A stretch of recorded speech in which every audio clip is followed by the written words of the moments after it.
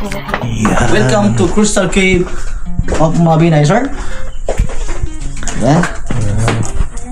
Alright. So, as you can see, yung mga stalactite natin, baby girl, ito yung stalactite.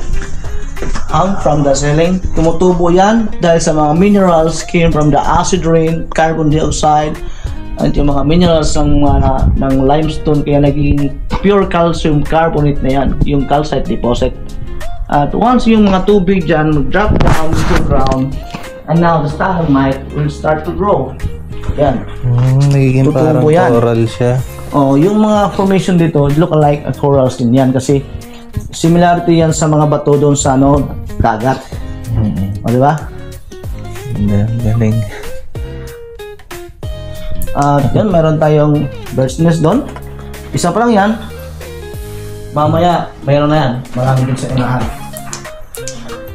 So, dito na side, huwag muna tayong hahawak ha, kasi ito yung mga bat sets, yung mga guano. Oh, yan. Ito yung ginagamit ng fertilizer sa mga local people dati. Sa kanilang mga palanim.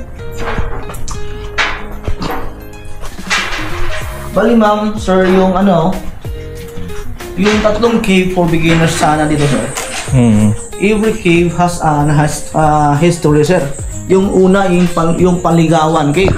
Tagalog yan, di ba, sir? Panligawan. Panligawan.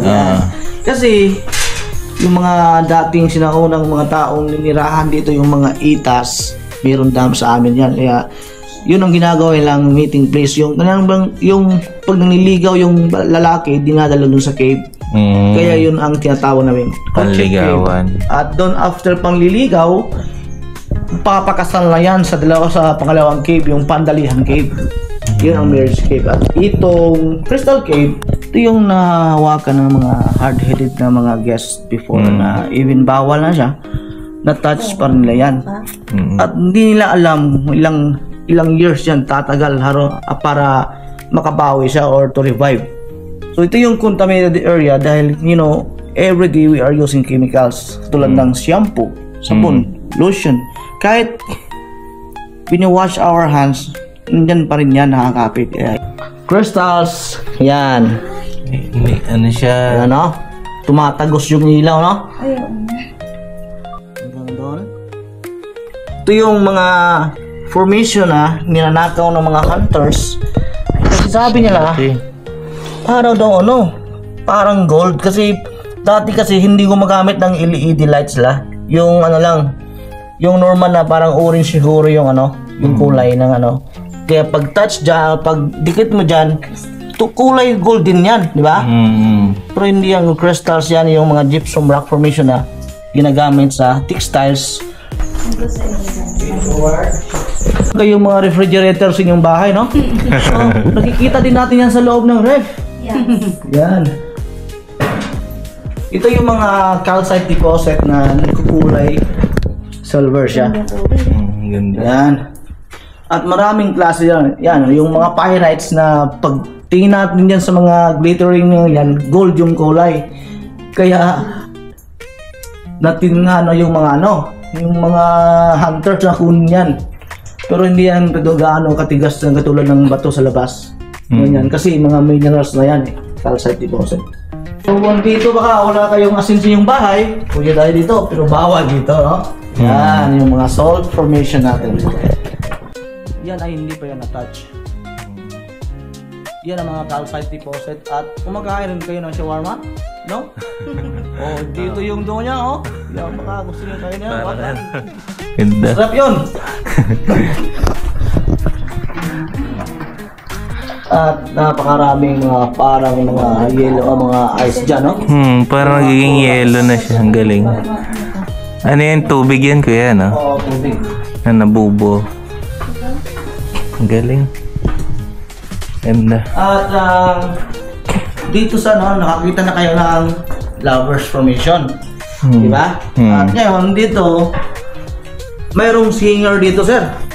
Parang rockers Rockers sabi niya, rock and roll! Ano kaya siya, Ayan, sir, Ayun! Ay, nakagano. Ayan. Nakagano. No? So, depende na yan sa laro ng isip natin, no? Alright. Rock and roll. Marami pa yan. Kaya, baka gusto nyo ng yung legs ng ng Chicken Joy, ayan, no? Meron din yan, no? Kahit anino nga, oh. Parang sabi niya, huwag mo kong kainin, no? So, ngayon, sa taas, meron na yung mga, ayan, sir, oh, yung laway, sir, oh. Alin? Laway. Ay, sorry. Yan yung kinokollect ng mga hunters. Ayan. Puting-puti. Ito. Ayan na. Dito yung may-ari ng pugad. Yan. May ibon. Yung mga balin sa sayaw, mga swiftlets. Ibon niya. Ang galing. Sorry kasi Tempo. marami yan. Huwag muna kayong nganga, baka Mapatarang mapatake kayo. yung mga tae niyan. Siguradong masarap ang lasa. Dito sir, kukurang ko kayo ng picture dito sir, kayo lang sir. Low picture. Wow, hanggang dyan lang. Doon tayo sa nahan. Akin muna itong cellphone nyo, ha. Sige kuya. Sampang mo isa ka. Tap. Sa Tito Ray. At dyan, hindi na kayo magaganyan. Tan! Yan. Atas lang. Kasi, Galit lang. kayo yung papalit namin sa tarpaulin doon. Ha? Klaro kayo nasisiyahan kayo sa ginagawa natin, ha. Alright. Sige, sinong mauna? Ako muna.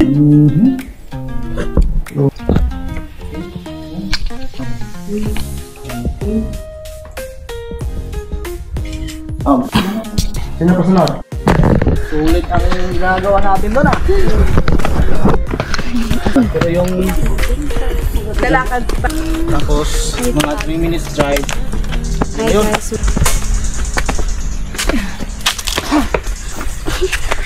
Si Plang din na masaya. Oo, kanina pa. Bakit? Kanina pa nakabusangot. Napagod na. Sabi mo, gusto mo dito eh. Para mahanap natin. So, basta